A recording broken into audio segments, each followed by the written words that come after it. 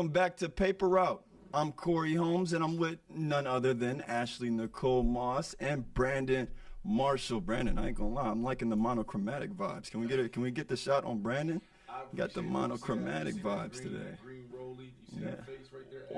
Zoom in, details. Zoom in on his feet, though. That's where the real action is. We're focusing on everything you can see, but it's what you can't see where the real party is. Well, I just wanted to just talk about, like, look, okay, the feet is good, but this jewelry on the watch. Put the jewelry on today. On the wrist, excuse me. Sheesh. It's a big day for the Jets. Is that why you wore a green watch? Yes, it's a big day for the Jets. I actually got this watch.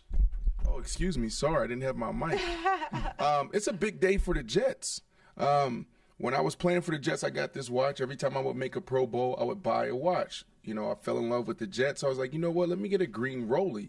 Anytime there's a big moment for the Jets, I wear green rollie. I wear it. Why am I wearing it today? Because we got Aaron Rodgers. What's your color for the Dolphins? Teal? Oh no, that was a one night stand. We're not doing that. What about you? Have one for Chicago? Nah, the Chicago, I just got like the gold, like the presidential watch, because I was feeling presidential. But what about Corey? Corey, I see you got the diamonds on now. Look, you see the earrings? You know, I'm real subtle with it. You saw? Subtle. Yeah. subtle with the earrings. But you know, I gotta rock the House of Athlete apparel. You know what I'm saying? Go. House of Athlete. We consistent with the House of Athlete. Very nice. Nice way to deflect from the earrings. Yeah, right. I respect the game. I respect it. Nah, let's get into the show though, guys. We got a really good show for you today. We'll talk Ja Morant, in the latest updates with that situation, and we also have our bet segment today. We'll share some of our picks with you, but first we gotta give you guys our reactions to that Aaron Rodgers situation. So as you guys know, yesterday he had an appearance on the Pat McAfee Show, and he basically made it clear that his plans are to be a Jet next season. My intentions. That's what he said. My intentions is to play for the green rollie. I mean, my intentions were to marry Allen Iverson. Do you see me as Mrs. Iverson? So anything is possible. What do you mean anything is possible? So Anything can happen from now till then, especially if what he said is true and it's Green Bay holding up the process. You don't know. What if Green Bay wants, a full-blown heist and the Jets are like, not going to do that for a quarterback that I don't know if I'm going to have for X amount of years. If Green Bay is holding up the process, it's not signed, sealed, and delivered just yet. That's why I say the difference between saying my intention and I am going to is a big difference in keywords there. Well, I think it's a done deal. I think it's a done deal. Obviously, I talked about this a couple times this week. This weekend, I had an opportunity to be out there in Orange County. And I was sitting there with Jordan Palmer. Jordan Palmer invited me to help MC the Celebrity 7-on-7 Bachelor game. Jordan Palmer? No, Jordan Palmer, Carson Palmer's brother. He's an ex-teammate of mine playing for the Chicago Bears. There was a Jordan Palmer who was the Bachelor at one point. Yeah, I know. Shout out Jordan Palmer, by the way, too. He was actually a coach of mine at the opening when I was in high school. That's right. Very cool. He was a coach of mine. I always remember that, too. Good guy. Yep, awesome guy. So anyways, we all rally. I think that was Friday night. I got to the Waldorf. And I step in. The game was there. Keon was there. Corey, ready to get some fries and some shrimp quesadilla. Me neither. You guys don't want to go. Corey, were you asked? I was not asked. Me neither. I was not asked. Okay, just making sure. I'm just saying. We're in the same boat. Carrying on. But we thought, look, there was talk that the deal was already done. And it seems like the deal has been done for some time.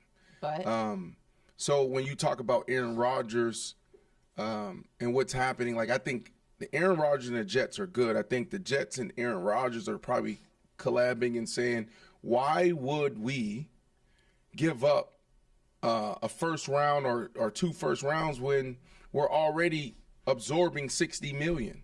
You mean the Jets in Green Bay? No, Aaron Rodgers. Right. And the Jets. Aaron Rodgers is that type of guy, and I actually love it. Look, no, I'm not going to get traded to a team that you're going to deplete. You're not going to take the guys that I need to go win. You're not going to go take all of our assets in the draft. No, this is similar to what James Harden did when he left Houston. James Harden actually told the Nets, look, I want to play here. I want to play with KD and Kyrie. The Nets tried to put Kyrie in a trade. He looked at him and said, It's not happening. Y'all better find another way. And this is the only team I want to play for. He stood on that, and look, 2 months go by, he got exactly what he wanted. Yeah, I mean, in this situation, Rodgers is obviously going to get what he wants. I mean, when he says his intention is to play for the Jets, he's going to be a New York Jet. I think that at this point, especially with what he shared on the Pat McAfee Show about it being Green Bay holding up the process, those aren't his exact words, I'm paraphrasing. But at this point, Green Bay now kind of has a spotlight on them, because if they do let's say renege on whatever conversations they've already had with the Jets, with Aaron Rodgers, with them together, everyone's going to kind of already know what transpired, because Aaron Rodgers kind of put the spotlight and opened Pandora's box with what exactly has been going on behind the scenes, and not just recently, but also since, the end of the 2022 season, as he said. Right. So I think that Green Bay's hands are kind of tied in the sense that he will officially get traded to the New York Jets. When does it happen? That's a different conversation. It could be a month from now. It could be a week from now. It's personal. It could be, there's a personal vendetta. It's personal, right? Because the whole Adam Schefter, and I love how Adam Schefter's playing into. You saw the text? Yeah, I love that. So for folks that didn't watch, I don't know if you missed it. I don't know where you were, because Pat McAfee, he had half of America watching his. That's not even the city of New York watching that live. Man, Pat McAfee had 500,000 people watching this show live. Because everybody wanted this update on Aaron Rodgers, and one of the things that came out like a dope jewel, or not a jewel, a great moment, was Aaron Rodgers saying Adam Schefter and Diana Taurasi. No, not Diana Taurasi. I'm thinking of the some other reporter. Rossini. Yeah, there you go. Lose my number. The white mamba, I apologize. Right. And so you had Adam Schefter come out, screenshot the text, say, yes, this is true. He confirmed it. That's what Aaron actually texted him. I want to see what he texted Aaron Rodgers. I mean, Adam is a great guy. Adam is always above the board. I still want to see what he texted Aaron Rodgers to get that response, because the response for people who didn't see the text was, lose my number, nice try though. So what was first of all, Aaron Rodgers sounds like me after I go on a first date with somebody. Yeah. Like, lose my number. Nice try, though. Jeez. That was a little harsh. Hold on. No. Time out. It sounds like me. I've used that line before. Why? Was he a jerk? It was just not a good experience. But why do you have to talk to him like that, though? That's mean. Corey, that's not mean. Like, you could just tell the guy, like, listen, like, it just didn't. It's not a great fit. I think a no response might be better. One thing about me, and people, I'm putting you guys, I know we're not all besties watching the show right now. One thing about me is I only give people energy that they give to me. So if I'm an asshole to you, it's because you're an asshole to me. If I'm nice to you, it's because you're nice to me. I'm very big on treating people how you want to be treated. And how you treat me is how you'll get treated in return. So if they got that text from me, they deserved it. Okay. Well, look, there was a couple big moments yesterday for me watching this, Ashley. I don't know. I mean, we were kind of watching the first half of it together, and our reactions were different. For you, you're like, this guy. He was dragging it. I wish it was later at night, because we could have played a drinking game. Take a shot every time Aaron Rodgers says the word darkness. I would have been drunk. He said darkness at least 20 times in the first 15 minutes when I came out of the darkness. When I was in the darkness. When I was what do you want him to say, though? When I came out of the darkness. In the darkness, the room's not very big. The darkness. We all would have been lit in this room. What do you want him to say? The man was in the darkness for I get it. You were in the darkness. What did he say? 5 nights, 4 days? What did Bane say in Batman? You adapted the darkness. I was born in it, or something like that. What was the line? I think that's what the line was. I was born in it. Darkness is your ally, but you merely adopted the darkness. Yes, you adopted the darkness. I was born into it. That's how I felt. But my whole thing is, there was people texting me. There was a lot of dudes, a lot of chatter offline with NFL players, scouts, general managers. A lot of dudes was watching it. Oh wow. And a couple guys hit me up, and they're like, oh, my goodness, drama. And I'm looking at it like, why is this drama? If anything, it's disruptive. What happens, Ashley, is this. when players do something outside the box, what people deem as deviant behavior, they're looked at as drama. They're looked at as divas. Aaron Rodgers, what he did yesterday was control his narrative. Players don't control their narrative enough. What we're told is don't disrupt, don't rock the boat, don't get messy, just stay here and say the politically correct thing. Everything else would just flow by. It's just going to pass by. No, Aaron Rodgers went out there and said, I know what's going to happen. I've been in the league almost 20 years. I know what's going to happen. You know what would have happened if he didn't do the Pat McAfee show yesterday? Because I don't even think he was scheduled to do it. It was just like, I got to get an update. No, it's in season. He does the Pat McAfee show once a week in season.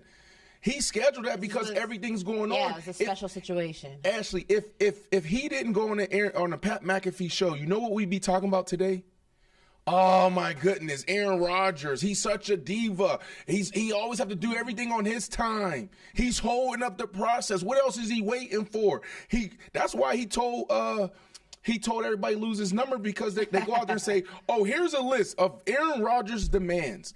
That's the teams and the league and the media controlling his narrative. And he went out there and said, you know what? That's not the truth.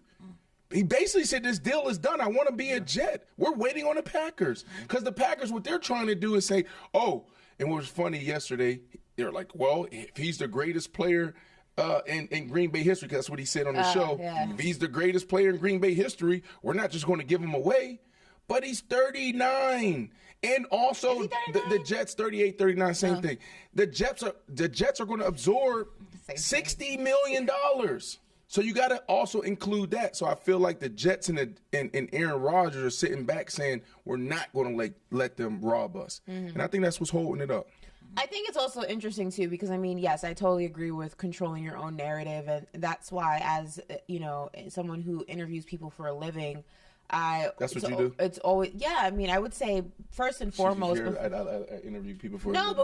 Before I'm anything else, I'm a journalist first. That's what I went to school for. I fell in love with sports, not just through watching the game, but also the storylines. And the reason I got into journalism was because I really wanted to tell the stories of who athletes were outside of what they did. We always talk about wins and losses, but I want to know about who is Brandon Marshall when he's not playing football. I think those are the bigger stories, and those are the stories that need to be told. So that was the reason I got into this industry. But besides that, I think that it's always interesting because you'll still have people that say, and there's probably some truth to this, there's always multiple sides to a story. There's his side, there's her side, and then somewhere in the middle is the truth.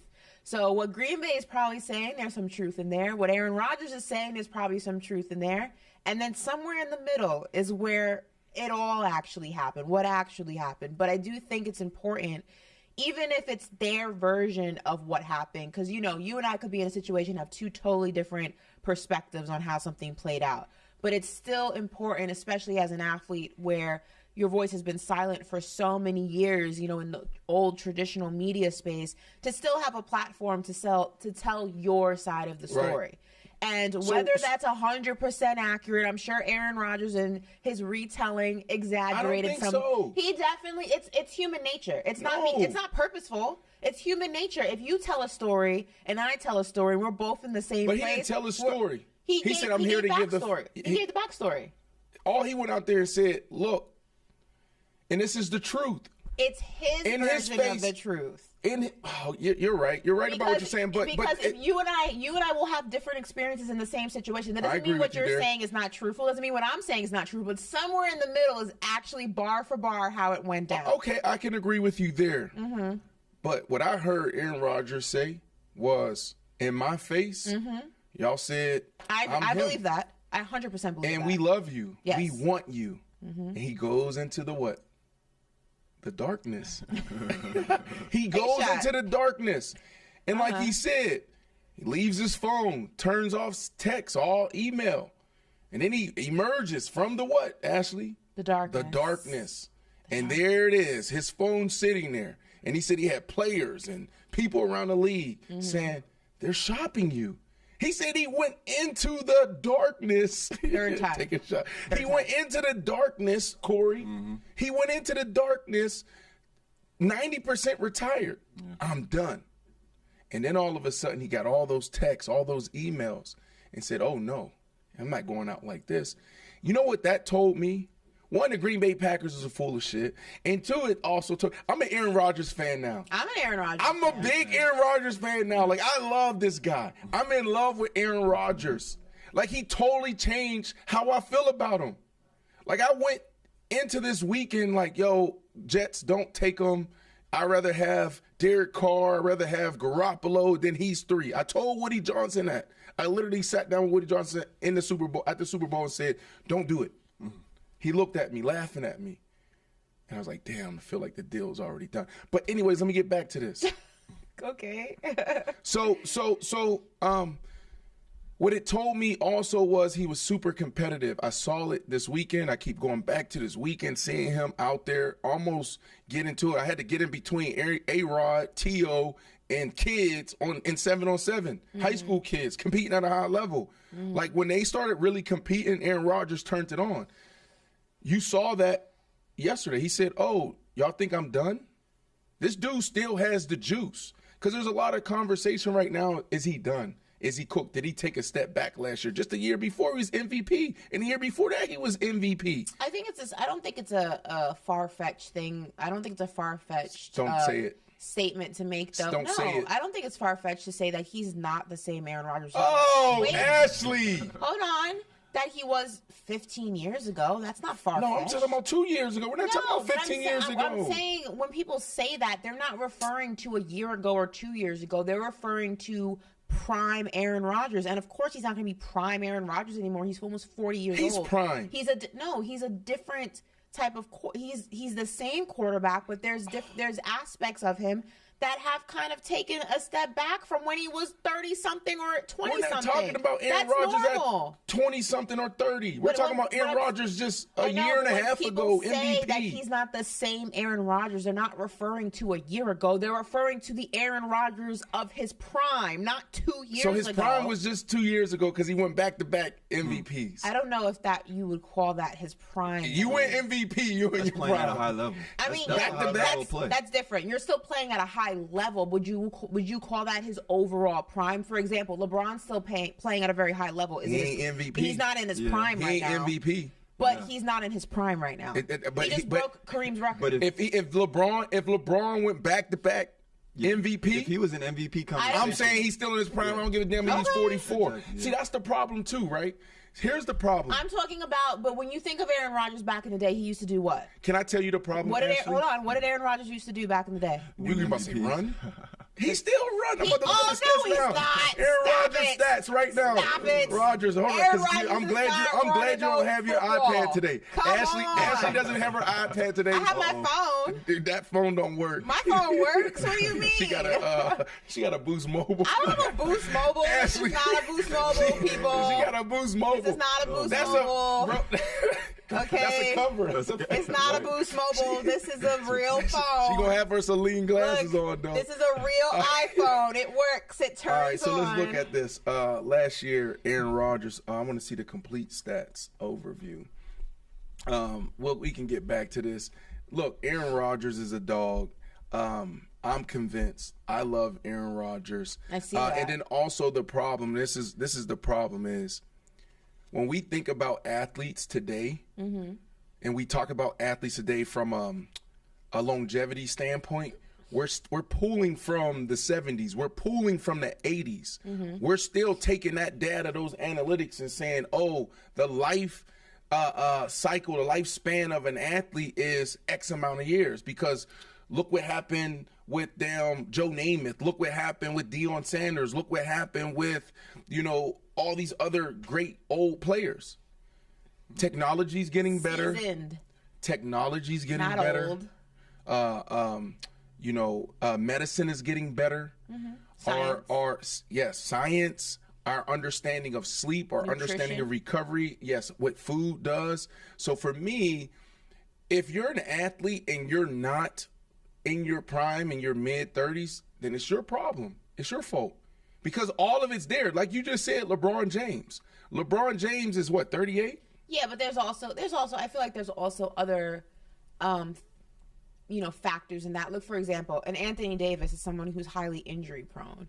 That may not be I agree with that. That may not be something that he's particularly doing. That just may be, for whatever reason, the makeup of, not a scientist. It's a different but story. His anatomy or whatever. There may be something there that is just constantly causing him to get injured. He may have the best diet, the best workout regimen, I only agree. drinks water. There's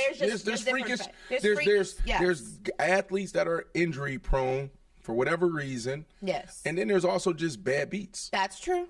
I agree with you there. There's tears. But if you're doing what you're supposed to do, right, you're controlling what you can control, then there's no reason why we shouldn't see more athletes performing and producing at a high level into their mid-30s. I have a question for you, since you're part of the Aaron Rodgers fan club. Oh, I'm all in. I know. Okay, so I'm all in. You're on a boat, and the boat is sinking. Is it dark? No, it's bright. It's daytime. We're not in the darkness. Okay. You're on a boat. Football season's about to start. And you're on a boat. It's you, Russell Wilson, and Aaron Rodgers. Oh, my goodness. The boat starts to sink. It'll get messy, I think. And you can only save one quarterback for the future of their organization. Which quarterback are you saving? For the organization? Yes. You have Russell Wilson, you have Aaron Rodgers, you have a lifeboat, but there's only enough space for you and one other quarterback. Who do you take? And you have to be in the lifeboat. So you can't give up your spot for Russell Wilson. Listen, I'm on a 5-year plan. Okay. I got a 5-year roadmap. Okay. That's how I live my life. Mm-hmm. I don't live it for today. If I'm being honest, I need to. Which quarterback are you saving? I'm telling you. Can I get there? I need to be more mindful. I need to be more present. That's the truth. But the reality is I live in the future, right? And I think we all need to figure out how to be present. Mm-hmm. But right now, how I operate and how I think, I'm thinking about 5 years from now. Mm-hmm. 5 years from now, Aaron Rodgers is not going to be in the league. So you know who I'm going with? I'm going with Russell Wilson. I'm going to take Russell Wilson. I'm going to say, hey, Rod, I love you. I love you. You know what? You love the dark and down. The deepest depths of the sea is dark. Just go down there. You're going to enjoy yourself. You're going to screw over your beloved New York Jets. Yeah. And let Aaron Rodgers drown into the darkness. You know why? I see. I like what you just did. I like what you just tried to do there. Russell Wilson is what? What do I always say? I only got like 2 or 3 points for everybody. What's one of my greatest points of Russell? He's the most winningest quarterback through 10 years. You guys are going to hear me say this every single week for the next 10 months until we see our guys sitting there hoisting the Lombardi Trophy. The Denver Broncos will have the biggest turnaround in the NFL this year. There's not the Chicago Bears. There'll be 2. Okay. The Giants, even the Giants were super successful. But they're not, and they're going to be better this year. But they're not going to be better than the Denver Broncos. Meaning from like a winning percentage. Sean Payton, the most winningest quarterback, Russell Wilson. Oh, he's been sitting back. He's been taking notes. He's been doing this. Okay, I hear you. I heard what you said. Boom, boom. He's using all that as material. Gospel music playing right now. What is it? It's 9:30 in San Diego right now. Probably got a couple guys there. You remember hold on, Russ, don't do this year. Remember last year, I think it was it last year or 2 years ago, he had this one like hype video. He was on a Peloton. He had like 5-6 scientists around him. He was strapped up and shit. It looked like a You remember what I'm talking about? It looked like a gospel remake of 50 Cent's In the Club video. You remember what I'm talking about? You remember what I'm talking about? Yeah. So let me ask you a question. Let's play a game. Go, shorty. It's your birthday. You're on a plane. Uh-huh. The plane is going down. Wow. A boat is like less likely to happen. The boat is going down. No, it's not. Don't say a plane. No, you have more boat crashes. Don't give me a plane. Give me a boat. Can we Google? Do we have a fact checker yet? No, I don't want to Google that. I fly too much to Google that. Can we fact check? Oh my God. Are there more boating accidents or more airplane crashes or accidents? Yeah. So until we got a fact checker, I think. So Ashley, hypothetical. Oh my God. There's a plane. The plane is going down. Mm-hmm. You have one person you can save because you have one parachute. Is that a parachute? Yeah, is that what it is? Parachute. You have a parachute. Okay? You have one, but then you have to choose. You got Dak Prescott sitting here in the exit row. Why is he sitting in the exit row? like that. Save me, Ashley. And then you have Lamar Jackson. And whoever you save is going to be the face of your franchise, your beloved Dallas Cowboys. That's a good one. You got Lamar Jackson sitting there with his feet up, listening to Kodak, calm, cool, and you got Dak like, save me. And before you answer that question, I think we got a number here. 1 in 10,000 for airplanes. 1 in 10,000. 5 to 6 deaths per every 100,000. Can you come speak into the mic, please? Here's our fact checker, guys. Woo. Hey, it's who here? It's 1 in 10,000 chance to die in a plane accident versus 5 and 6 out of every 100,000 boats. So I was right? I think it's a little more likely per plane. yeah, exactly. So say boat. Oh, Interesting. jeez. That was not what I was expecting. You can tell I couldn't take the data in the numbers. Yeah, I was like, where are you getting the numbers from that you were right? Like, did you not hear what he I said? was like, hold on, wait. All right, Ashley, you got Lamar Jackson sitting in first class, listening to Kodak Black. Okay, and then you got Dak Prescott sitting in the exit row. Save me, Ashley. Save me. Who are you giving it to? I'm saving Dak. I'm emotionally attached to Dak. Okay, hey, listen, that's your answer. That's your answer. I'm saving you, Dacky. I got you, QB1. Okay. All right. I'm not letting you go down. Lamar's my guy. You know I love me some Lamar Jackson, but Dak's got a hold of my heartstrings. I gotta save Dak Prescott. Yeah, That's my quarterback. All right, Let's fair. go ahead. We'll Go with ahead, that one. Corey. All right, guys, we're Go going to ahead. transition to free agency. How about we look at free agency? Some of the notable names still available. Let's see if we got this list. So, yeah, on that list, you'll see Bobby Wagner. You got Edge, Jadeveon Clowney. You got wide receiver Adam Thielen. No, those are some just to name a few. What names on there, stand out to you guys? A couple names for me, Ashley. Bobby Wagner. Bobby Wagner is the type of guy you want in your locker room. When I was in Seattle, can you keep that up there, please? When I was in Seattle, and I'll try to be quick here. When I was in Seattle, he was one of those guys, Bobby Wagner. I was there 5 a.m, and it would be he or I, the first ones there, and he would literally come out his way. Yo, what's up? Say what's up. Like, defense was on one side, offense on another side.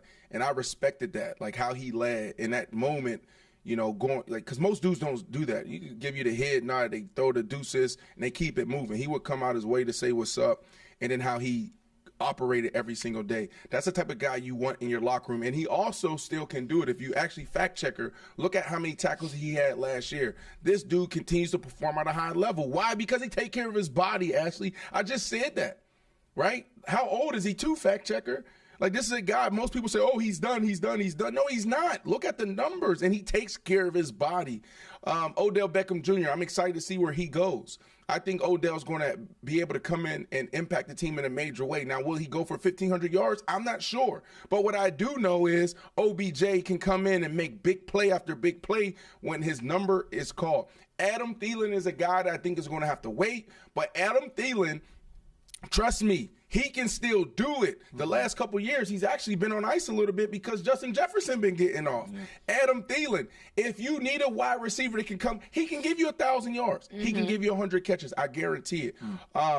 Mike, the tight end, Gesicki, I like his game. It's interesting that I'm curious why he's still on the board. And that's pretty much it for me. Ashley, what I want to do here is just kind of... Quick update. It happened 5 minutes ago. Dolphins are signing former Jets wide receiver Braxton Berrios to a 1-year deal per a league source. Now he continues his tour around the AFC East. He was with the Patriots in 2018, the Jets from 2019 to 2022, and is now joining the Miami Dolphins. Corey, your Dolphins. Yeah, I like that They pick. making some moves. They really are. So can I get my 30 seconds back? Like, you really Sorry, I wanted just to wanted talk to- about Braxton? It was breaking news. I didn't know Breaking anyone news. cared. I love Braxton. He's a little South Florida guy. Just wanted Did he to bring play that- for UM? Just wanted to Did he? bring that. He Just did. wanted to put He that did. out It's there. Like, oh, what's happening? Who's Just going? wanted to put that Aaron out Rodgers there. is finally getting traded. Like, what? Braxton. The Steelers have cut Go ahead. linebacker Miles Jack. Okay, that's actually interesting. That's some news. Let's see. Mac Wilson is being re-signed to the Patriots. Chase Edmonds is signing to the Bucs on a 1-year deal. former Broncos running back. Let's see if anything else is moving. Nothing. That's about it right now. My thing here, I called my agent, Kennard McGuire. I've been with him my entire career.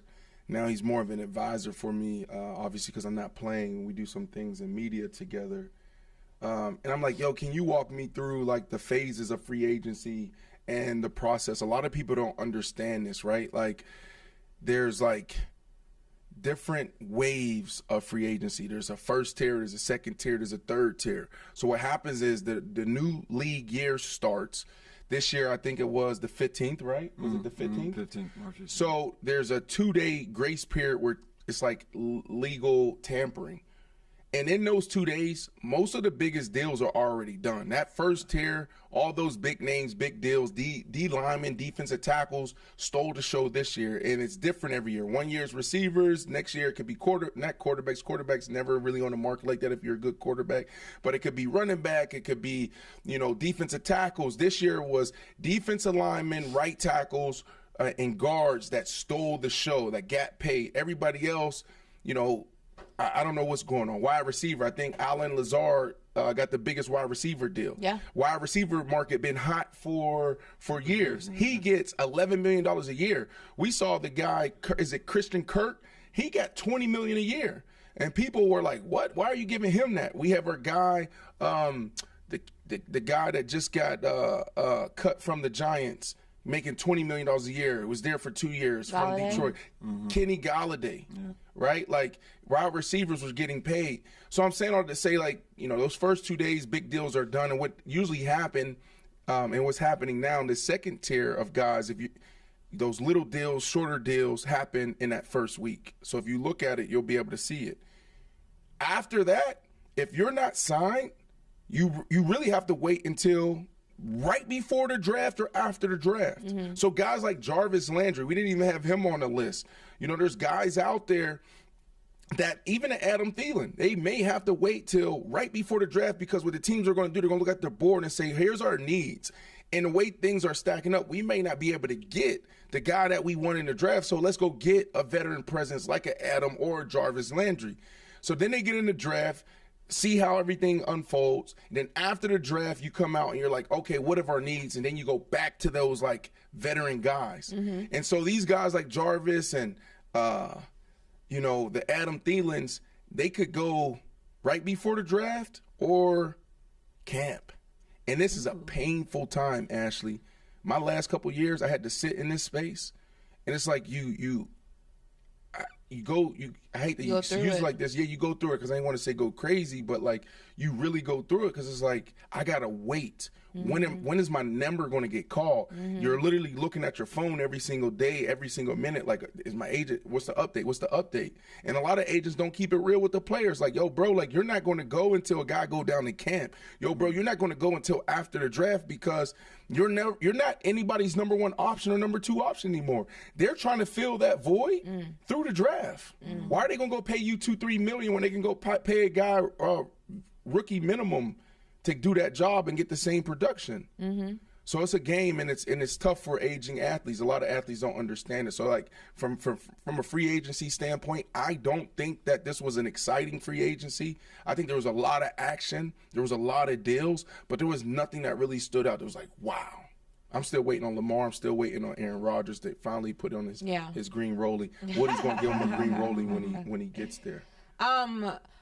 I don't have much to say on the matter except for there are some questions in the chat for Brandon. I'm gonna read them off in a little bit. I love when you do this, Ashley. But I just want to say, obviously, the end of the Ezekiel Elliot era in Dallas is so hard. As a fan, I haven't felt this wave of emotion since Tony Romo. No, Tony Romo was really hard for me. When Tony Romo and Dax made that transition, I was a huge, I know people, the Tony Romo jokes. I was a big Tony Romo fan. I really enjoyed him as the quarterback of the Dallas Cowboys. I think he was a great guy.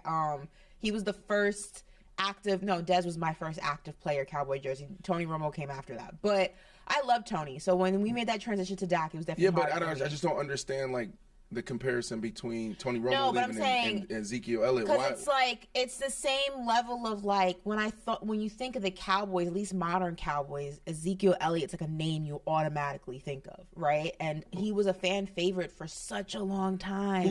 Whose name is bigger? I wouldn't even say that because I don't want to compare guys, but as far as like beloved, Dez Bryant, Ezekiel Elliott. I mean, I would say both. I mean, for different No, you reasons. got to pick one. You're If I on had the to plane. The pick? plane's going down. Oh my God. I mean, I got to go with the X. Got to go with my guy. I know Dez. Dez is just special. Dez is my guy, but Yeah. that's no knock to Zeke. I love Zeke, Right. but yeah, I mean, it's really sad because Zeke was such an important part of our offense for so many Right. seasons, and we got to watch him. Cowboy history. Only Tony Dorsett and Emmitt Smith have done some of the things that he did while he was wearing that star in his helmet, and it's really the end of the era. He and Dak.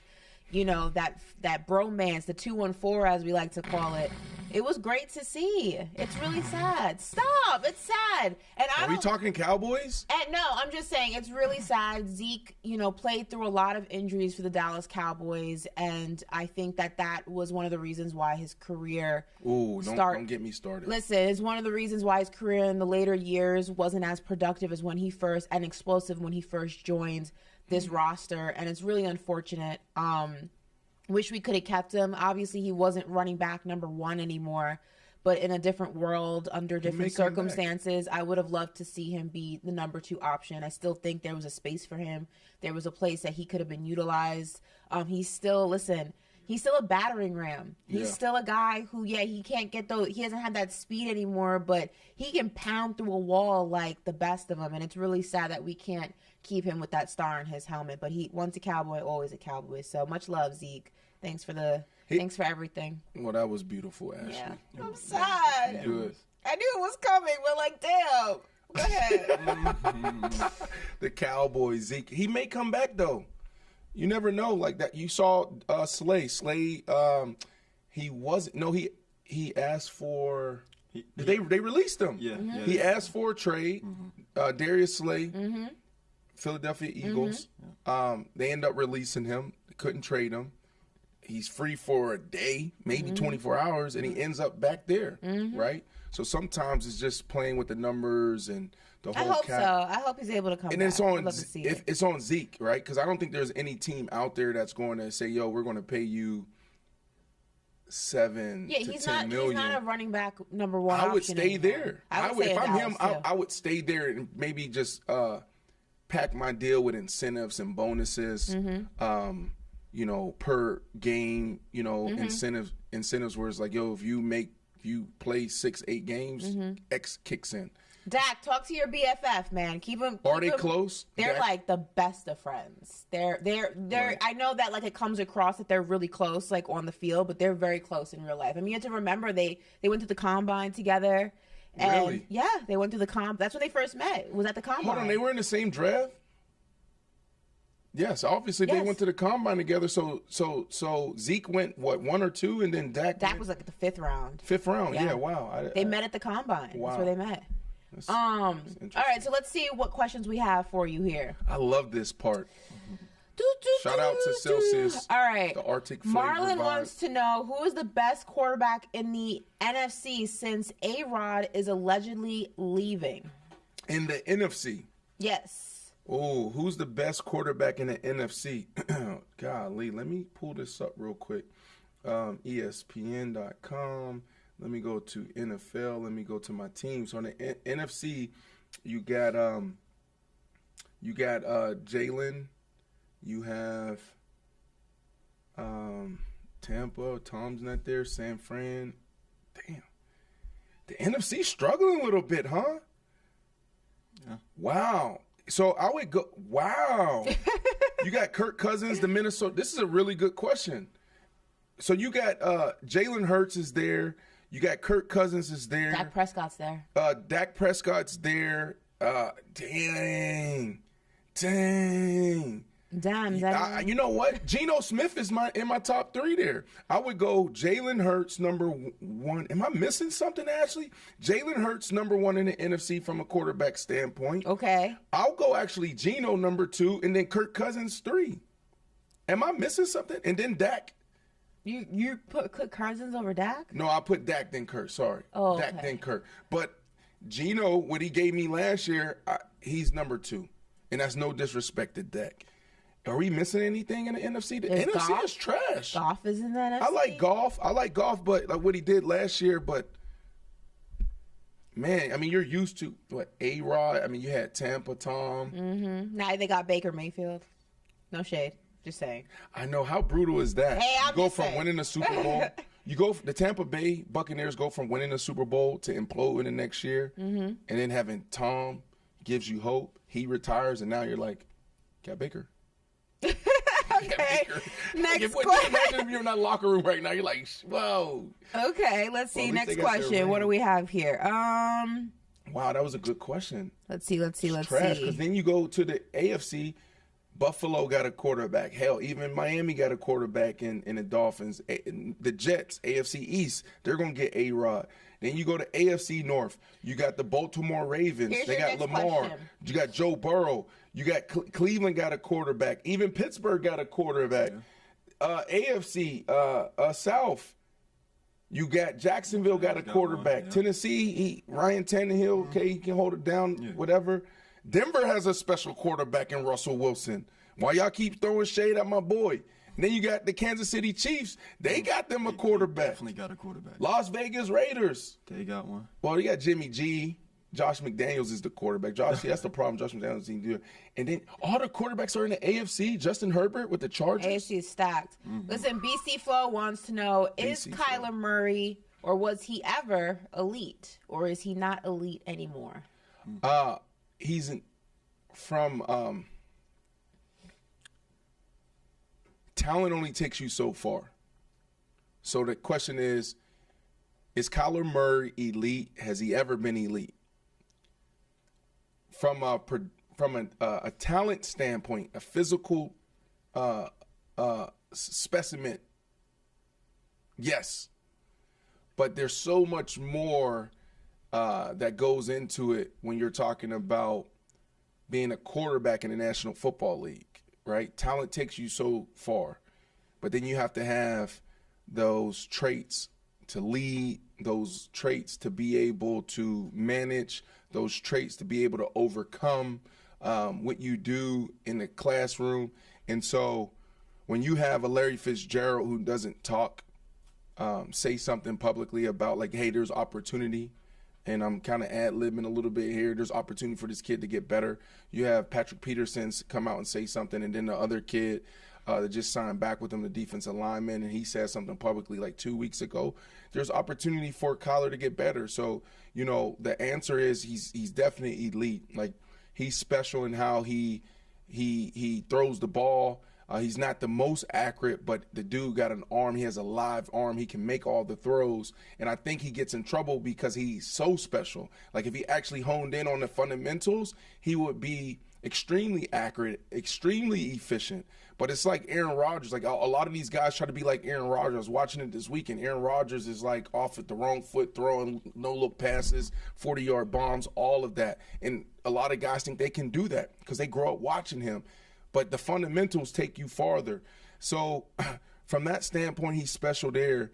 And the way he runs the ball and gets out of the pocket and makes something happen, it's like watching, you know, Madden and playing with somebody with a joystick. But if this dude wants to be who he's supposed to be, he has to get better in the leading department, and he has to mature. And so hopefully he can get that done. I like this. You got other questions for me? Let me see.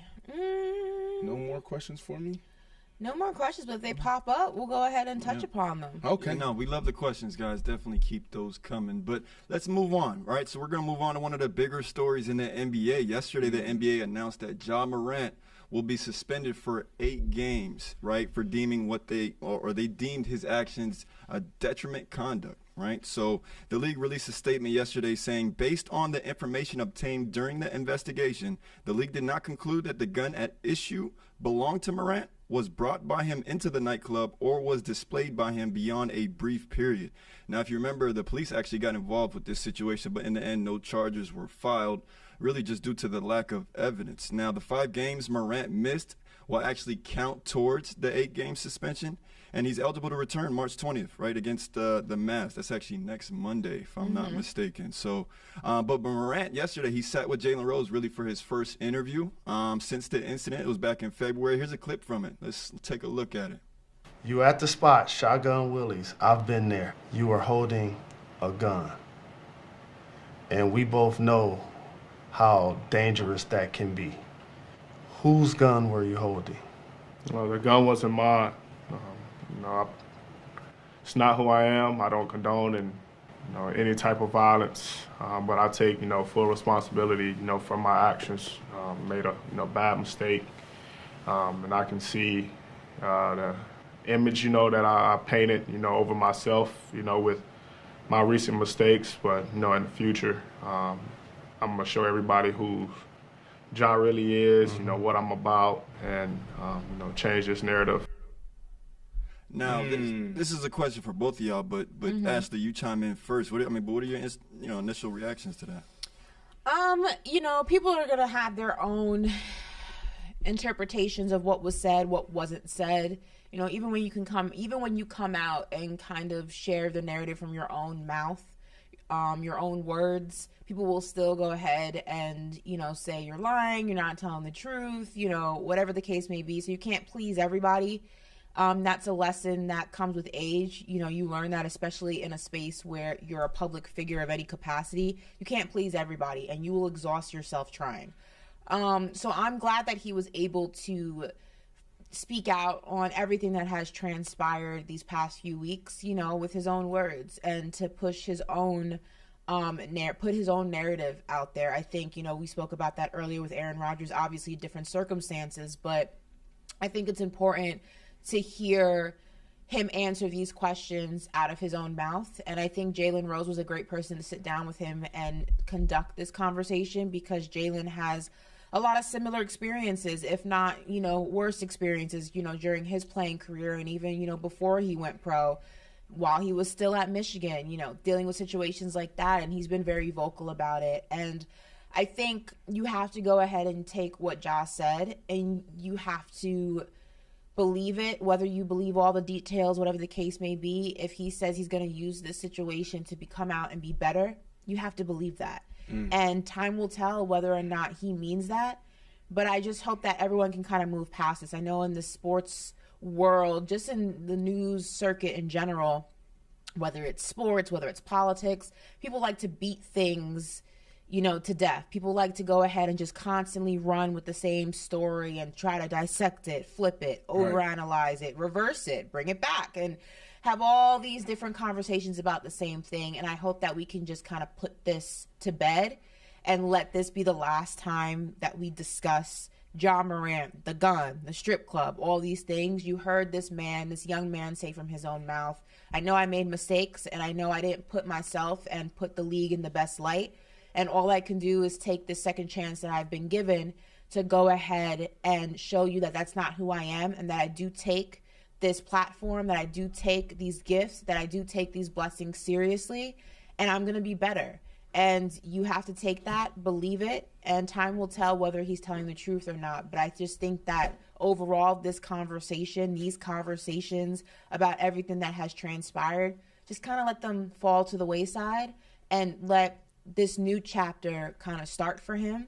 And I think that's the only fair way to allow him to make the most of his second chance, because nobody, Brandon, as you know, as I know, anyone who's done self-work, therapy work, anyone who's dealt with things in the public eye, the worst thing that you can deal with when you're trying to start over and when you're trying to be better is constantly being asked about things you're trying to put into the past. So I hope that we can go ahead and give him that grace and that space to go ahead and move forward without having to constantly address the past. A couple things.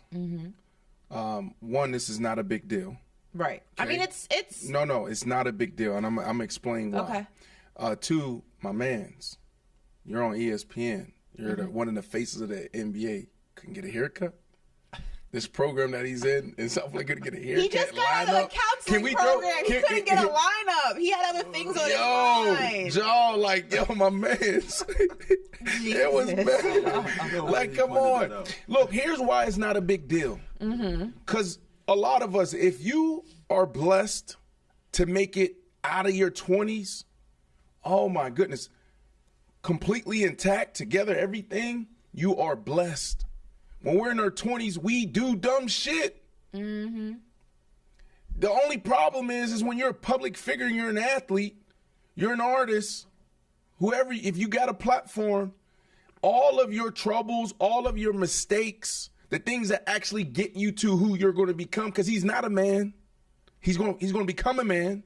Just because you're 18, you're legal, don't make you a man. Don't make you a woman. Like, those mistakes are what get you there. But it plays out for public consumption. And that is the challenge when you're a public figure. We try to, we say, okay, yeah, you look, you are, you're a role model. We try to go out there and say, like, you got more responsibility, and you do. But I hate when we try to, put our athletes on a pedestal and knock them down, tear them down. Why you do this? Why you do that? You dumb this, you dumb that. You made the same mistakes. You did the same things. Yeah, like having a gun. Come on, that's like first of all, having a gun, is it legal or is it illegal?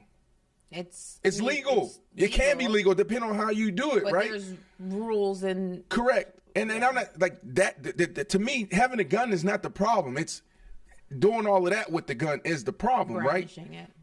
How many stories do we hear all the time? Dudes doing dumb things. Gilbert Arenas had guns and all kinds of guns, and his teammates in the locker room.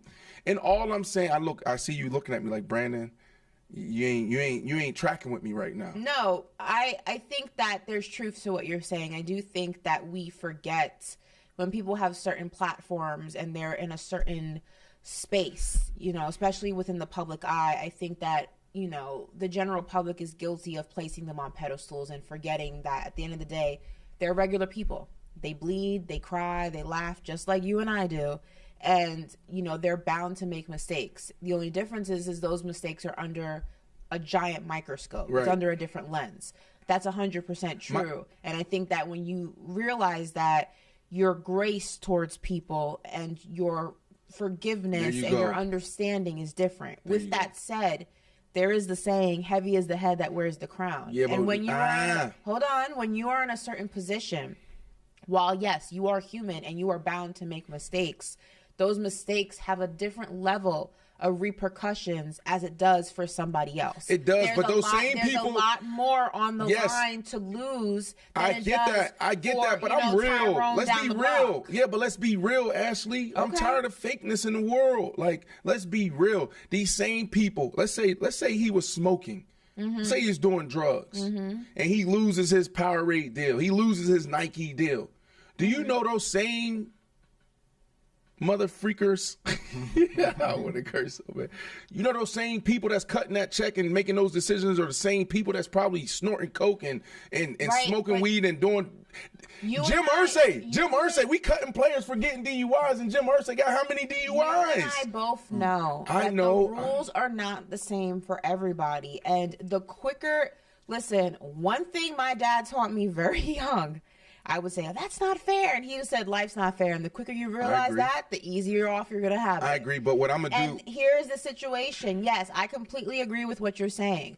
Like, the people cutting the checks are doing a lot more devious things than Ja Morant is.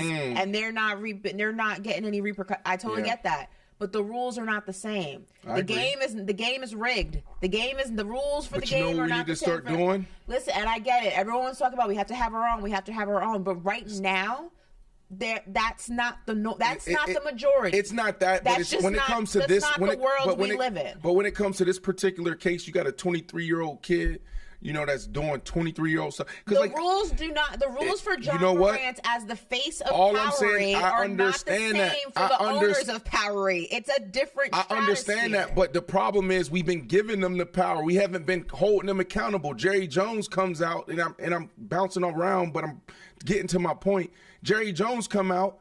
He's not held accountable. Answer. He still hasn't answered to why you sitting here at a damn I don't even know what that was. Some type of what was it called? It wasn't a rally. He was in school, and he was at a rally. It A wasn't racial. a rally. What was it? He addressed it. He said he was at school in Arkansas, and I guess they were starting to racially combine the schools or whatever, and that's. Yeah. And he was there witnessing what happened. It wasn't a rally. Oh my goodness! Oh my goodness! That's what he said. He was witnessing what was transpiring. I understand what he said, but he wasn't. He didn't step to the mic. Have your Ja Morant moment. Come do a one-on-one with the rules are Stephen different, A. Smith. Brandon, and the sooner you realize that, the because we don't hold them. Trust me, I know the rules are different. But what I'm saying is, start calling them out. Now this is what you're saying, like, okay, build our own, do this. It's like, yeah, we have our own platforms that have these conversations. Jerry Jones stepped to the mic. Even taking Jim Irsay stepped to the mic. Daniel Snyder stepped to the mic. Let's take owner and let's take even sorry to cut you you're off. Fine, go ahead. Sorry to cut you off. One more, and I'll give it back to you. Our boy that owns the UFC. Oh, Dana White. What is his name? Dana White. Step to the mic. Let's take you slap your wife in public and then you launch a slap boxing. Come on. Let's take the billionaires out of the equation. Okay, let's take the billionaires, let's take the owners out of the equation. The rules are different for peer to peer. If you think Ja Morant was just say a Tyrese Halliburton or a lower tier player, not a superstar, an all-star, but not a superstar, do you think that this situation would have unfolded the same way? No. I agree with you there. Tiers, and it's not just owner to player, it's player to player, it's peer to peer.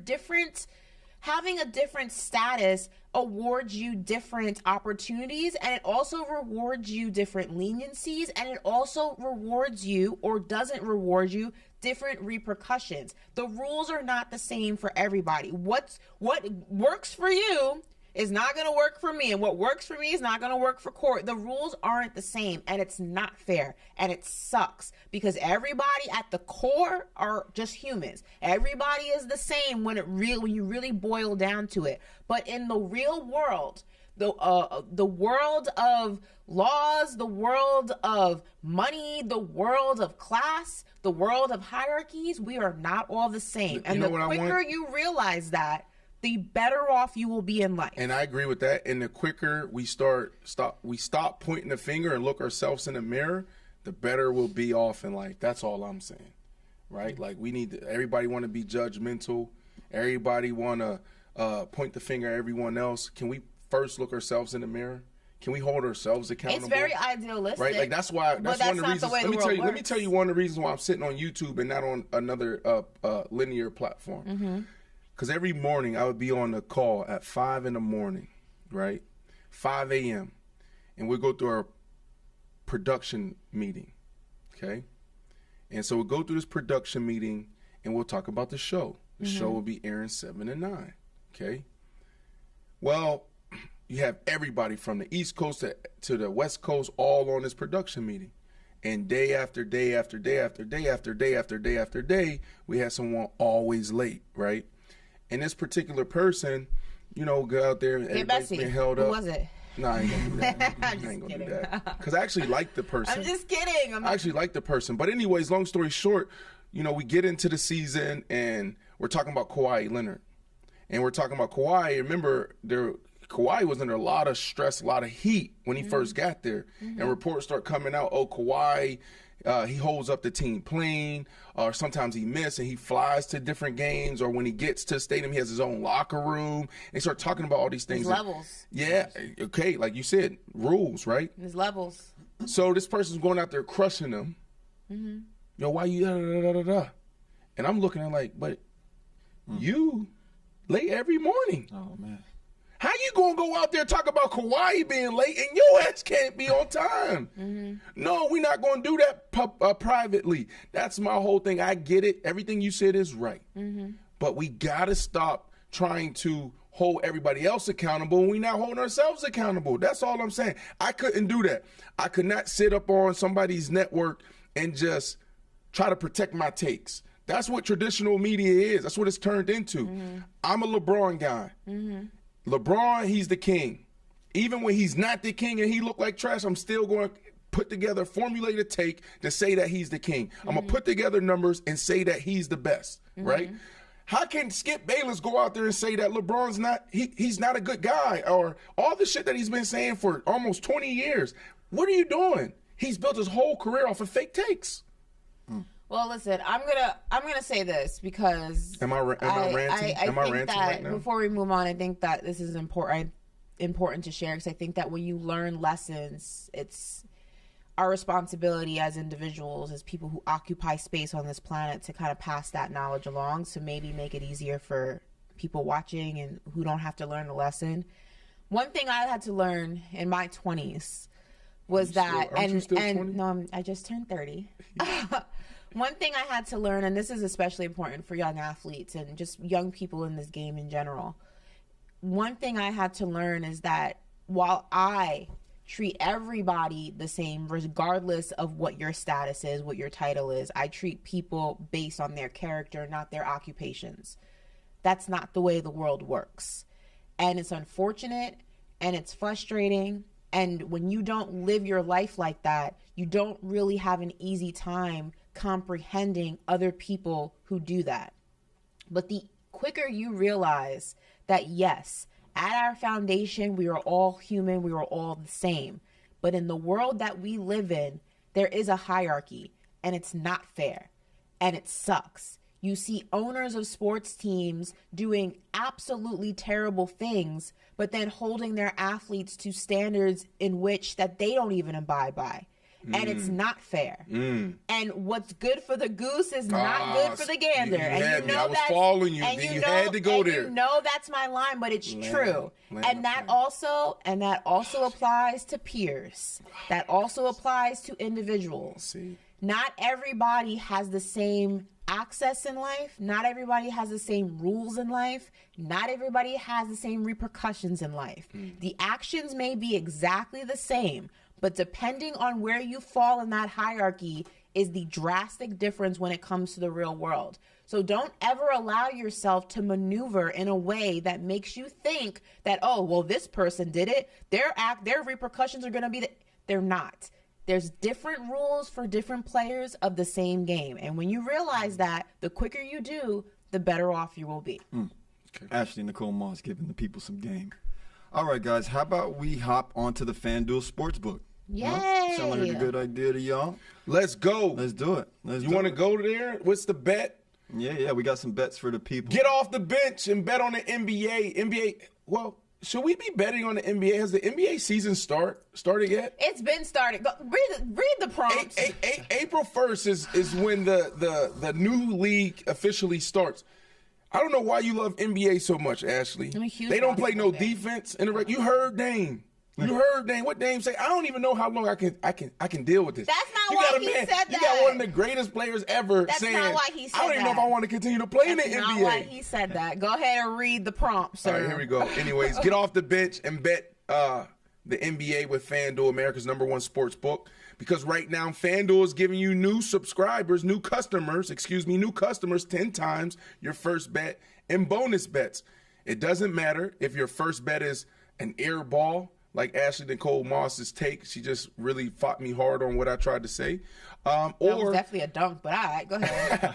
But anyways, you'll get up to $200 in bonus bets, win or lose. Corey, what's the action today? So for the first of our bets, we're actually going to stay on the trending topics, right? Aaron Rodgers might be going to New York. So FanDuel had some pretty cool bets for you guys, right? They're futures bets. So for the first one, we got the New York Jets to make it to the playoffs and the Green Bay Packers to miss it, right? So right now it's at 200 plus odds, so it's actually pretty likely. FanDuel's thinking it's pretty likely to happen. If you bet $100 on that, you'll win $200. Now how y'all guys feel about that? You think it'd be pretty likely for that to happen? You know what?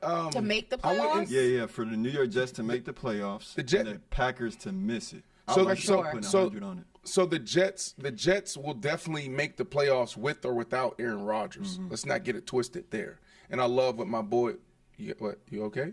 No, Okay, I'm listening. I was just making sure Ashley Nicole Moss is okay, and she heard what I said. No, I agree with that. Okay, bet. So the New York Jets will make the playoffs with or without Aaron Rodgers. This is a tricky one. It's a tough one, Corey, because I think if Love is who the Packers keep saying that he is, then they could easily find themselves in the playoffs. But if he's who we saw him, who he was in the preseason games, it might be a tough road for him because you got Chicago getting better. Detroit Lions is tough. They were one of the hottest teams second half of the season.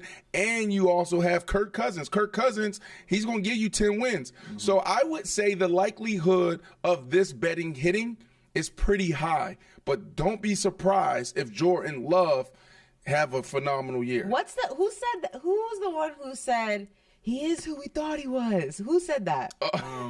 Who said I know that? exactly. You know what I'm saying? I can hear it. I could hear it in my. I literally could hear his voice in my No, that head. was Kirk. That was for the Cardinals, head coach for the Cardinals. coach. Oh my God, I see his face. They were who we thought they were. They were It's an who we old thought clip, they. though. It's a real Oh my old It's clip. not Romeo. Was it Romeo? No. Cornell? It wasn't her.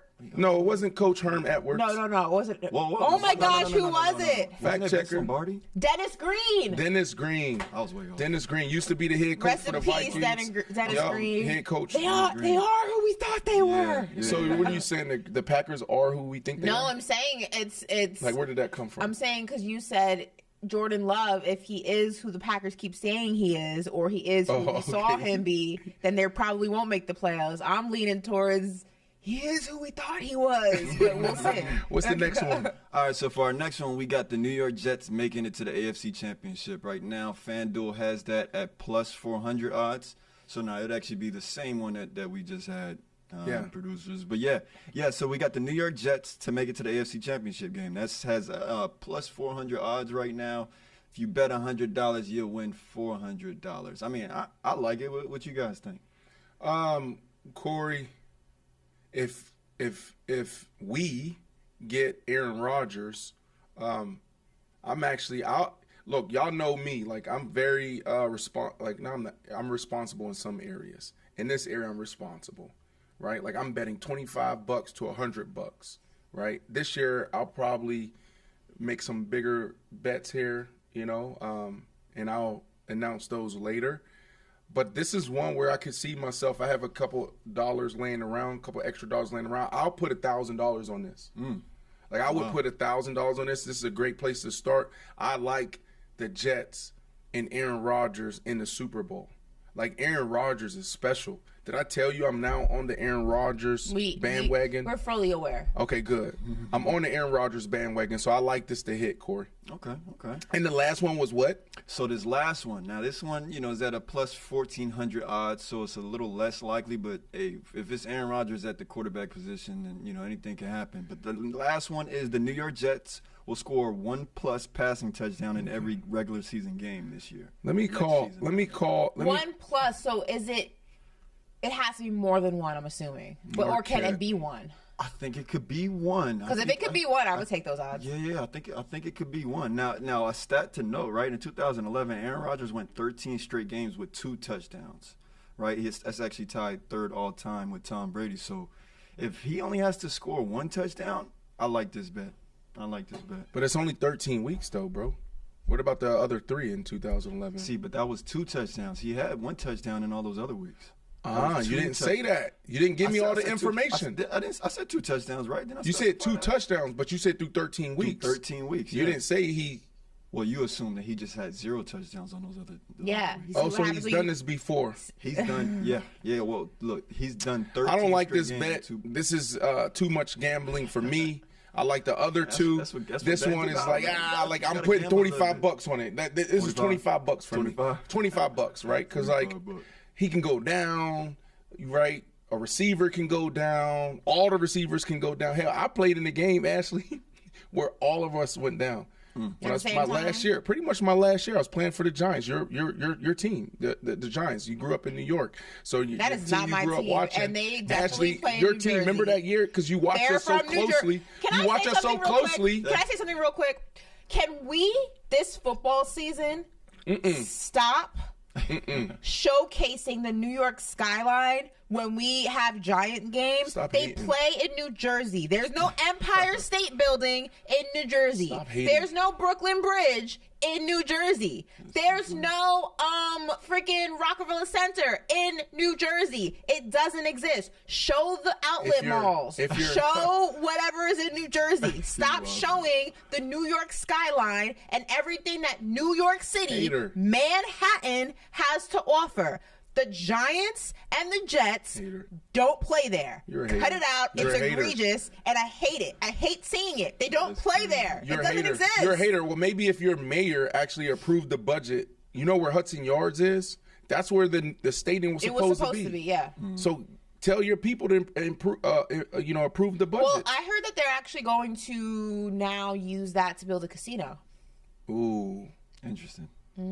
y'all New Yorkers don't need no more vices. Oh, I know that's right. Y'all need no more vices. Listen, What was Eric the question? Adams, I'm telling you right now, you put a casino there, New York is really going to be Gotham City. You don't want to do that. Trust me. That's opening a whole can of worms that I don't think you're ready for, sir. You don't want those problems. Like, you're going to need Batman, Spider-Man, and all the Avengers to pull up.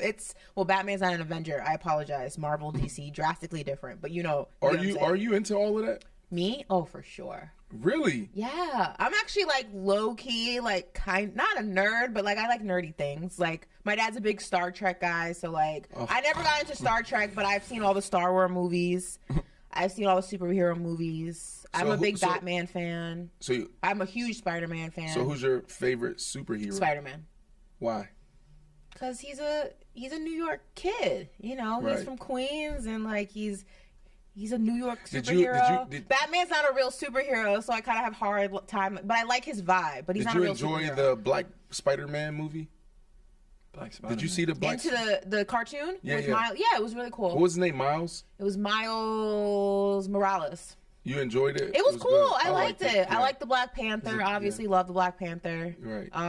Spider-Man, like I said. Yeah, I'm into Iron Man. Love me some Iron Man. Yeah. Yeah, I like all those. Do I get my black card? I love revoked for not Wolverine. knowing I love there's a X-Men, Black yeah. Spider-Man? Is there Black Spider-Man? Yeah, Miles Morales. You haven't seen it? It's a cartoon. Yeah, no. You haven't seen it? It's called Into the Spider-Verse. Yeah, that's what I'm saying. Like, do I get my should black watch it. card revoked or something? What? 'Cause I No. never heard of Black Spider-Man. What is No. it? If you didn't see Black Panther, you got your black card Yeah, no, I revoked. saw Black Panther. All right, guys. But look, let's move on. So we have two more bets, right? We're going to move to the NBA for some same-game parlay action. Ooh. So our first game is the Kings versus the Nets, right? So right now the Brooklyn Nets are the favorite. It's in Brooklyn. So we'll go with the Nets on the spread. Again, they're giving them 2 points. But we got the over at 238, and we're gonna go over. No with that. defense, because nobody play defense. Yeah. So I like this. Take the over. Got to. So yeah, in their last matchup, which was on December 15th, 153 to 121. So to me, that's defense. Ashley's going to listen to me one of these days. Yeah, right. The Kings are And gonna Mikal cook Bridges is them. hot. What did you say, Corey? You say he's on a streaker? What did you say? Absolutely. So yeah, I want to say in like the last 8 games, he's had 6 30-point games. The Kings are going to cook them. So yeah, we got Mikal Bridges going over 20 points, and we got Spencer Dinwiddie going over 8 assists. This. In his last game, I want to say he had I signed off on this 12 or 13 assists. So yeah, look, if you bet $100 on this same game parlay, you'll win $451.54. I like this. Right? Who cares about the 54 cents? You guys still collect coins? Give me the 451. I like that. I'm signing off on this, Ashley. You like this? Oh, no, you said that Kings are going to cook them. Oh, for sure. Let's do a little side. Let's do a little side bet. Let's do a little side bet. Listen, Sabonis is about to cook them. Listen, what's the hottest restaurant? What's the hottest restaurant? Because you are always in all the little restaurants. No, my business out here. You don't go to clubs. Ashley Nicole Moss, you're not going to find her in clubs. You're going to find her in all the dopest restaurants. I don't do clubs. I love a good restaurant. Okay, so give me your top restaurant. Right now, I'm loving Contessa. It's expensive. Contessa is the same people who own like Carbone, Major Food Group. It's Italian also. Yeah.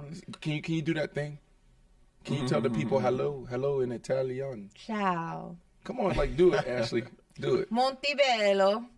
Keep going. No. Give a whole sentence. Do it. I'm not going to Tell do the people that. how you learned the language. Lots of different ways. I'm not putting my business out here. Why do you get so shy when we talk about?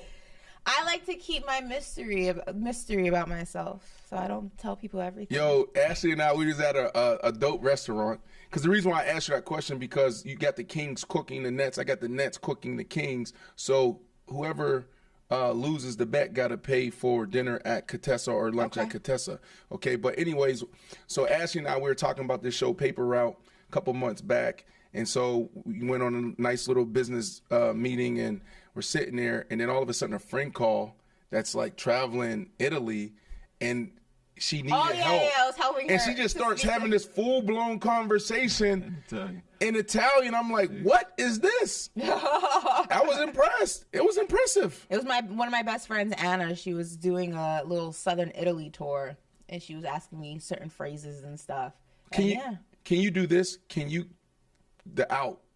So FanDuel, let me do this. Let me close FanDuel, and then you're going to close the show in Italian. In Italian. So look. Here we go right here. All right. With FanDuel, you can bet on everything from the money line to point spreads to which player will score first. All on the top-rated sportsbook app that's safe, secure, and super easy to use. So don't miss out. Just visit FanDuel.com/IAA to get in the action. That's FanDuel.com/IAA. Then place your first bet to score up to $200 in bonus bets guaranteed. Make every moment with more with FanDuel. So make every moment more with FanDuel, the official sportsbook partner of the NBA. There you go. And you must be 21. Disclaimer, 21 plus in select states. First online real money wager, only $10 deposit required. Refund issued as non-withdrawable bonus bets that expire in 14 days. Restrictions apply. See full terms at FanDuel.com/sportsbook. FanDuel is offering online sports wagering in Kansas under an agreement with Kansas Star Casino, LLC. Gambling problem? Call 1-800-GAMBLER. Call 1-877-8-HOPE-NY or text HOPE-NY to 467-369 New York. Call 1-800-GAMBLER or visit FanDuel.com/RG. Colorado, Iowa, Michigan, New Jersey, Ohio, Pennsylvania, Illinois, Tennessee, Virginia. 1-800-NEXT-STEP or text NEXT STEP to 53342 Arizona. 1-888-789-7777 or visit ccpg.org/chat, Connecticut. 1-800-9-WITH-IT, Indiana. 1-800-522-4700 or visit ksgamblinghelp.com, Kansas. 1-877-770-STOP, Louisiana. Visit www.mdgamblinghelp.org, Maryland. 1-800-522-4700, Wyoming. Or visit www.1800gambler.net, West Virginia. And we're back. We're back, people. And we're back with our Fact or Foolish segment. So if you remember, I'm just going to read these to a statement. They're going to determine whether it's fact or foolish, and they got to give their explanation why. Oh, so y'all just trumped me, so we're going to continue the show. We can't hear. I'll still end the show. You're still in the show? I'll still do it. Oh, you'll still do it? Yes. Okay, so we're going to do fact or foolish a couple, Fact or and then foolish. all right, perfect. All right, let's get to it. All right, so for the first statement, the Lakers can beat anybody in the West with LeBron and AD on the floor. Fact or foolish? Foolish. Fact. What? There are better. Listen, Love a split I will say this. It's very impressive what the Lakers have been doing without LeBron, because I think a lot of people thought that they were going to just crumble. Lost two. Anthony did, yes, but they're not completely, sinking the ship. When LeBron gets back, which I think should be sometime towards the end of this month, he's gearing up. loaded. You see the little emoji? You see the little emojis he's posted and stuff like that. Where he's under. We talking about he's in the Russell. tank with the tubes. Can we stop talking about Russell? Russell Wilson being corny? Man, LeBron. Hey, sometimes he be pushing it. He be pushing it a little bit. LeBron's corny though. Yeah. Okay. He's cool, corny, but he's corny. Cool, corny. My dog cool, corny too. He's Russell cool, Wilson, corny. There's nothing cool, wrong with corny. that. But yeah, I think that they're staying afloat. So LeBron's not going to have this massive hole for them to go ahead and dig themselves out of when they're there. They'll be able to somewhat make, It's fact though. A noise. Let me see I don't what's their understand why you standings said right now. foolish. It's fact because I think there's better teams. Remember AD. Remember they're 10th. They're in the play-in. Okay, but I'm saying that you said the Lakers can be anybody in the West with LeBron and AD on the floor. That's what we're talking about. I don't think that they is can, a fact. No. You got LeBron James, King James, okay? if he's healthy, AD's healthy, and playing the way AD was playing to start the year before he went down, you got a dude that's gonna give you 35, 40, and AD. You think they beat healthy. the Clippers? Yes. They beat anybody. You think they beat James Denver? and AD. We're talking about in a 7-game series. That wasn't the question. Can beat anybody Can we in the put West. the question back up there? Anybody in the West you're referring to in a playoff series, I would assume. No, that's right? not what we said. That's not the question. That's usually what that question is tied to. The It's Lakers usually can tied be to a any. playoff series. No. We close Literal on playoffs. The Lakers can be anybody in the West with LeBron and AD on the floor. Usually when you Stop making up stuff. Usually when you ask that question, you're not talking about a one-off. You're talking about in a playoff series. Can we be specific? Corey, are we referring to a playoff series or just a regular random game? Be honest with you. No. My thoughts were a playoff series. Thank you. That's what's going to matter. Anybody, of course, the Lakers could beat anybody in the West in a one game. Like anything can happen in one game, but in a playoff series, they cannot beat. How's our shooters doing? How's their shooters doing? They cannot in a playoff series. They're not beating the Clippers. Do they got shooters right now hitting shots? I mean, you have D'Angelo Russell. Oh yeah, it's going down. LeBron loading. You seen the corny emoji and the corny pose. I like LeBron. I like if AD's doing this thing. Then D Russ just drop like 30-something I points. can't even believe that he's literally like believing that the 10 It's LeBron. I don't care if it was LeBron, Jesus Shuttlesworth, and the Monstars. They're not beating some of these top teams in the West this year. It's just not their year, and that's okay. We have seen them against the competition that's in the top seeds in the Western Conference. It is not the same. And in a 7-game series, they would lose. That's all I'm saying. Anyways, next. All right, next one. The Brooklyn Nets were the winners of the KD Kyrie trade. Fact or foolish? I think this is foolish, and I love the Nets. Ashley thinks I'm bandwagon, but I'm a really big Nets fan now. How I follow basketball may be different than Ashley because I also follow players. Like I'm the modern fan. Before, there was Spider Mitchell for me, who's my favorite guy now to watch and follow. There was Carmelo Anthony. It was D Wade. Those were my guys. They're no longer here. So I'm following Donovan Mitchell, and I'm really laying the foundation so Ashley can't kill me throughout the rest of the season and then going into the offseason. So I'm a Nets fan, and it's foolish for us to think that we won it. Yes, we are playing extremely well right now. I would say we're one of the hottest teams, but we're ramping up, and we've been holding it down. So I really like where we're at right now. But when you lose a Kyrie Irving, you lose a KD, you can't replace guys like that. I don't care how much production they gave you. The thought of them playing together, them being in that organization, in that locker room, like we were thinking about championships. That's what we were thinking about. Not 1, not 2. We were thinking about like 3 or 4, and we didn't get it done. We could have won 3 in a row. I'll say this is... Are you kidding me? Factor.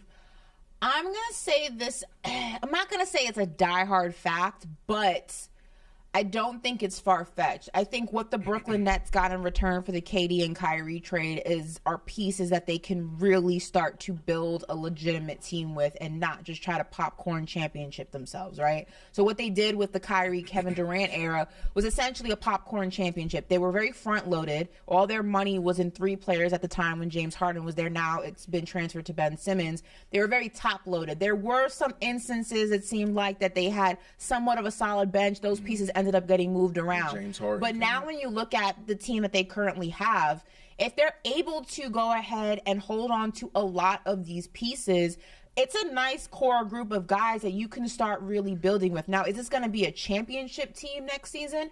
No, but it's going to be a team that can probably make some noise in the playoffs. So I think that for what the Brooklyn Nets were forced to be, and that's a team in a semi-rebuilding era, and that's natural. When you lose a Kevin Durant and Kyrie Irving, you're kind of somewhat starting from zero. Yeah, they're not starting from zero because they have, like I said, a nice core group of guys. They're probably starting now from like 70%, 60%. They have some room in there that they can go ahead and implement other pieces in there to make this a really nice team. So in that regard, they won. But whenever you lose a Kevin Durant or a Kyrie Irving, you can't really say that they won completely. But it's not a total loss, if that makes sense.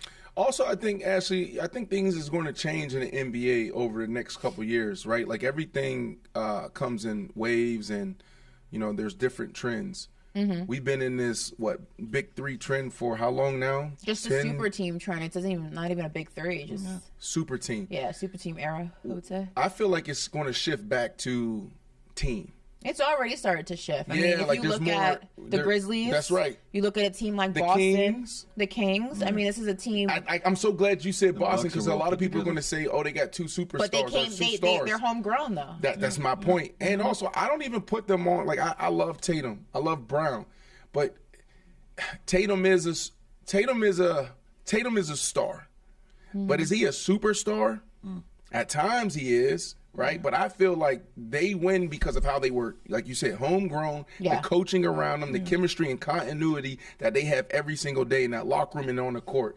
So I feel like, to your point, like the Nets, they're a team. Even a team like obviously they're not championship ready, but even if you look at a team like the Knicks, for example, like the Knicks are a team that those guys are homegrown. They were drafted there for the most part. Obviously, Jalen Brunson came via trade or via offseason and free agency. But things like that. They have a system. But yes, they have. There's one of the Knicks. You like your coach? I like Tibbs. I'm a big Tibbs fan. One of the things that was a strike against the Knicks, and this is teams in general, is it's very hard to establish a culture that people want to play for when there's no type of foundation, there's no type of continuity, right? For the Knicks, their issue was they were constantly changing coaching personnel. The front office was constantly changing. So then the players were constantly changing. No superstar wants to go to a unstable environment. The Knicks now have stability. Same thing in Brooklyn. What they have now is an opportunity to establish stability. Because yes, you had superstars on your team, but it was very unstable for multiple reasons. What they have is an opportunity to establish stability this offseason to make a top market player want to look like, I might want to go there. They got a nice thing going over. Same thing with the Knicks. Boston has done that really well. The Grizzlies have done that really well. The Kings have done that really well. I think the era of guys coming together in the offseason on the banana boat, as the infamous picture was, and saying, let's play together, let's team up, let's make a super team and go win a chip. I think that's coming to an end because it's no longer a guarantee, as we have seen. It does not always work. Teams are getting better, and the teams that are getting better are the teams that have played together longer, going through the growing pains of kind of learning each other, learning the system that they're in, staying in that system, and now they're reaping the benefits of the seeds that they have planted seasons ago. Boston's a perfect example of that. So I think the super team era, you'll always have superstars who want to play together, but I think it being as egregiously all over the league as we have seen in the past few seasons, I think that's coming to an end. I think it's going to be a lot more open for teams to go ahead and make runs than ever before. I agree. Yeah. Well said. All right, so we got two more guys. Next one. Nuggets' recent losses have hurt Jokic's MVP status. Yes. Foolish. Fact. Okay, fact. Okay, thank you. Thank you. Yeah, fact. Thank you, Ashley. I think that you can't be an MVP. And listen, this is not a knock on Jokic. I think if you're a basketball fan, you have to go ahead and give credit to what he has done this season. For sure. The Nuggets have been the top seed in the Western Conference this entire season, and his stat lines as an individual have been extremely impressive. Can't take that away from him. But you also can't be the MVP going on a 4-game losing streak while in the Eastern Conference you have Giannis and Embiid cooking, and the 76ers are only a game and a half or 2 games back from the Boston Celtics, something like that. They're cooking. Embiid's cooking. You got Giannis cooking. He dropped crazy numbers on, I think it was the Kings when they played each other, or whatever last game that they played against that Giannis went crazy in. Jokic, I mean, listen, I know the MVP technically is an individual award, but it doesn't look good when the MVP is on the floor and they're losing games against, the Spurs, the Nets, and teams that they should be washing out. That's all I'm saying. It's not a good look. No, I agree there. It goes back to what Dame said, right? Like about, how we cover our athletes today, right? I love how you just highlighted Joker, right? Because Joker, he's having a phenomenal year. But what we'll see is a lot of people knock him down to build Joel Embiid up. And you don't have to do that. Both are having phenomenal years. But if we're going to talk about MVP and what I hear you basketball experts talk about all the time, it's a regular season award. Right now, he's finishing stronger, right? You got the Denver Nuggets. You got Joker and the Denver Nuggets start fast. Now you got Joel Embiid and the 76ers finishing strong. And he's balling. He's been balling. But what you were saying for the past couple of weeks is what Joker has been doing is like historical. It's never been done before, right? But losing to these teams down the stretch is not going to help your argument here. Maybe he doesn't even care. I don't think he does care, but I think that for the principle of this award, because if you remember last year, a lot of people made a case for Embiid, but the reason he didn't win it was why? Because he missed a certain amount of games, and even the games his availability. Now Jokic has the availability, but he's not producing the wins. And again, MVP is a regular season award. It's an individual award, but you have to go ahead and keep the criteria what the criteria has always been. And you look at the team and you look at wins and you look at losses. Now, some can say, well, when Giannis wasn't playing, the Bucks were still winning. True. Oh, well, when Embiid's on the bench, the 76ers still can go ahead and make a run. True. But when we look at this last half, remember the NBA, most sports leagues tend to be a what have you done for me lately? They have short-term memories. What Jokic did in October is great, but we're in March and they're losing. Pressure. And there's a lot of pressure too because you have the Kendrick Perkins and the Perkins of the world and the Stephen A. Smiths of the world that's saying Joel Embiid is the MVP. So it's actually strengthening their position and it's getting louder and louder for Joel. So it's a lot of political. Giannis, what is Giannis doing? What is Giannis doing? I mean, I'm just saying, what is Giannis not doing? Yeah, Giannis is balling. There's a lot of guys balling, but come on, it's out of Joel Embiid. Because even people are talking about Jason Tatum. Who did we have? Steven Jackson talked about Jason Tatum being the MVP. Jason Tatum is a lot of people. Jason Tatum is a lot of people's MVP. Save your votes. All the voters out there, save your votes. Don't put him on Tatum. I love Tatum. Don't put him on, who did you just say? Giannis. Like Giannis, we know who Giannis is.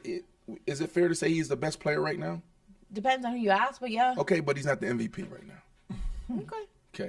What's the next one? All right, moving on to our last one. Guys, this is actually a big weekend in the UFC, right? So for our last one, Kamaru Usman defeats Leon Edwards in their trilogy, Fact or Foolish. I'm going fact because I'm a fan of the Nigerian Nightmare. I don't have any actual reason why I'm saying it. I could be wrong, but I'm going fact. Yo, I just texted him and talked to him. He was supposed to be on the show, and I forgot to lock in the schedule. That's all right. We should have just asked him. The Nigerian Nightmare. Oh, I'm going with the Nigerian Nightmare. Yeah. I think you got to understand the backstory here. If you want to hear more, we actually sat down with him right before this fight, and he talked about this is his brother.